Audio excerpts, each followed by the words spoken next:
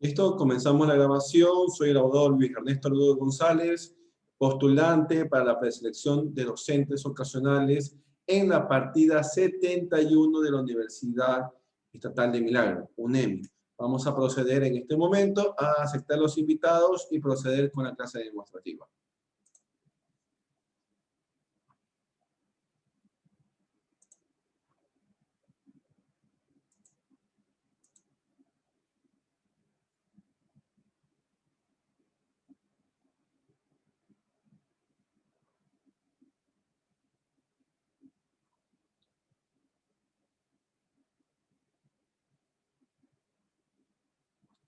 Bien, buenas noches. Estamos en la clase demostrativa de la partida 71 para la preselección de docentes ocasionales de la Universidad Estatal de Milagro, UNEMI. El día de hoy vamos a desarrollar lo que es de la unidad 1, el tema 2 de la materia de Derecho Laboral.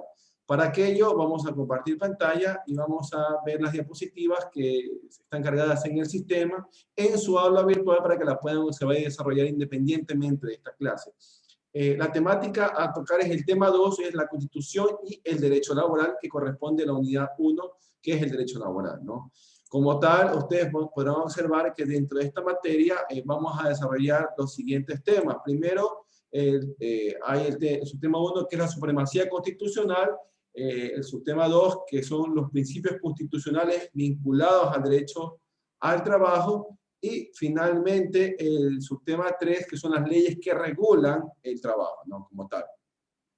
¿Cuál es el objetivo de esta temática? Es analizar la supremacía constitucional y los principios aplicados al trabajo para determinar la utilización de las mismas en los distintos actos laborales como tal.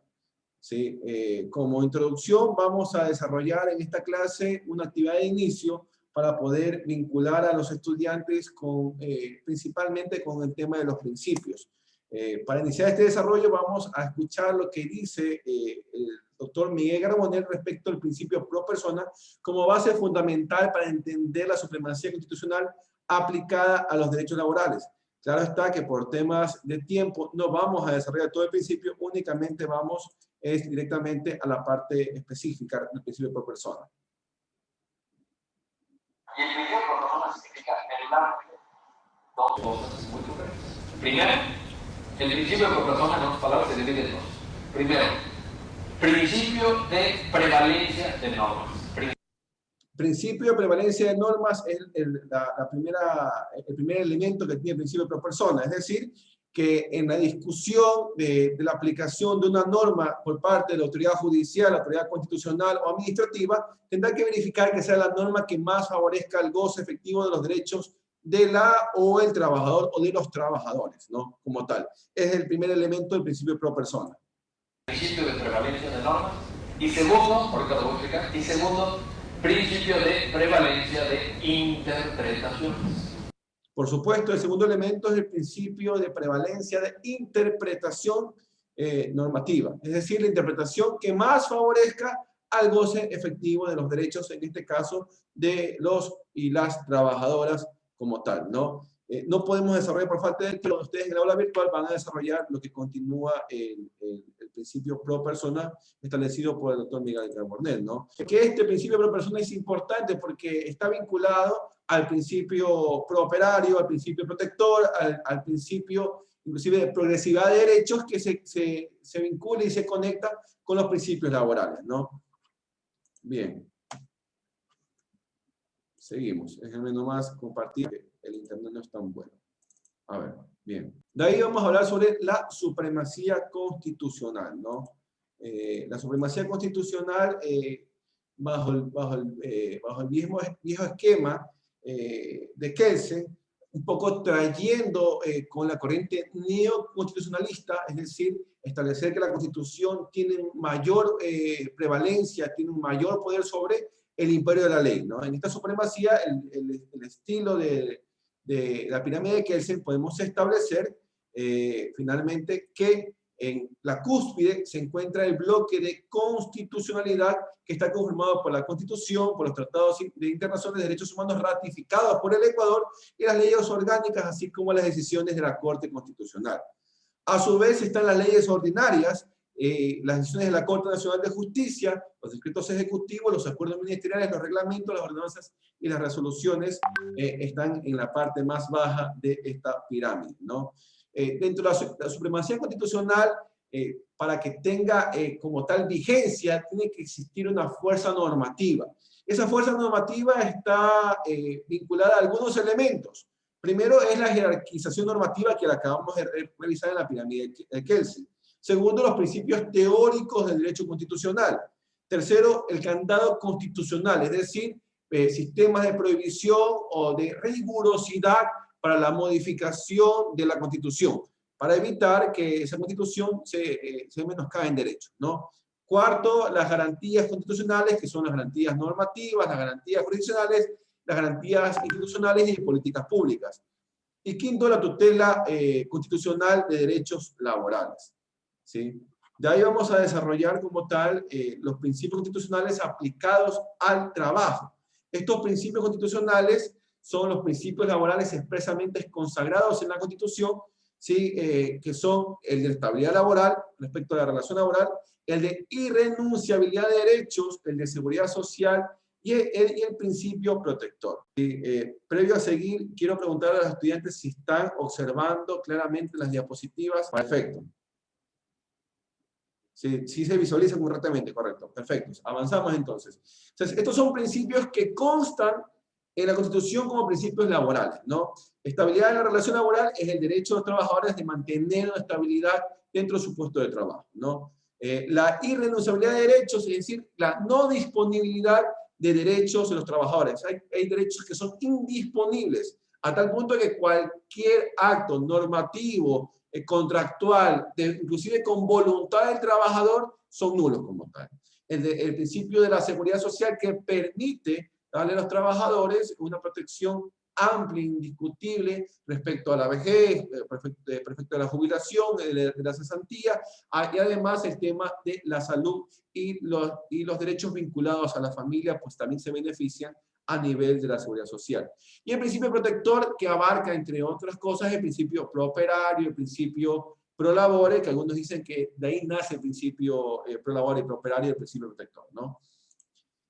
¿Cuáles principios constan, que no son principios plenamente laborales, pero son principios constitucionales que pueden ser aplicados al derecho laboral para proteger a los trabajadores? Inclusive también, como hablamos del bloque de constitucionalidad, también aquellos tratados internacionales de derechos humanos. Primero está el de la libertad de asociación. Libertad de asociación contemplada en la Constitución, en la Declaración Universal de Derechos Humanos, en el Pacto de San José, y también en los convenios de la OIT, convenio 97, convenio 88 y 97, de la OIT, que establecen como tal el derecho a la sindicalización por parte de los trabajadores. Otro principio constitucional es el de la no discriminación o el principio de igualdad, ¿sí? También aplicado al derecho laboral como tal, para evitar una discriminación. Inclusive se han generado normas protectoras, ¿sí? Para evitar actos por discriminación a la mujer embarazada, a los dirigentes sindicales, a las personas con discapacidad, entre otros, ¿no? Un principio aplicado al derecho laboral es la gratuidad de la justicia, para lograr que los trabajadores puedan acceder a la tutela efectiva de los derechos, a tal punto que uno de los objetivos de la Defensoría Pública, que es parte de las garantías institucionales, como garantías constitucionales, es poder defender a las y los trabajadores de manera gratuita, como tal, ¿no? El principio de dignidad, que es vinculada también a la dignidad en el trabajo por parte de quienes están en relación de dependencia. El principio pro persona, que para nosotros es un principio base, que también puede desarrollar el principio de progresividad de los derechos y desarrolla indiscutiblemente el principio pro labore y pro labore, ¿no? El principio de esclavitud y prohibición de esclavitud y servidumbre nos establece mecanismos para impedir los sistemas de explotación en contra de quienes están en relación de dependencia, incluso llegando a la memoria histórica Recordar que en el gobierno de Eloy Alfaro se eliminó el concertaje, que era una tributación a favor de la iglesia por parte de los indígenas, ¿no? Haciendo sistemas precarios de trabajo en contra de un sector históricamente discriminado, oprimido y excluido de nuestra sociedad. Y el principio de libertad, que es el principio, entre otras cosas, del derecho a elegir qué trabajo y qué labor realizar, ¿no? Que es vinculado al derecho laboral, que son principios plenamente constitucionales, pero son aplicados como tal al derecho laboral, ¿no? De ahí vamos a ver qué normas regulan al trabajo. De manera genérica, la norma que regula es el Código del Trabajo. Pero en el Ecuador se ha desarrollado normas que regulan en el ámbito de la aplicación del talento humano. Es decir, bajo qué régimen laboral se encuentra una persona que está en relación de dependencia, ¿no?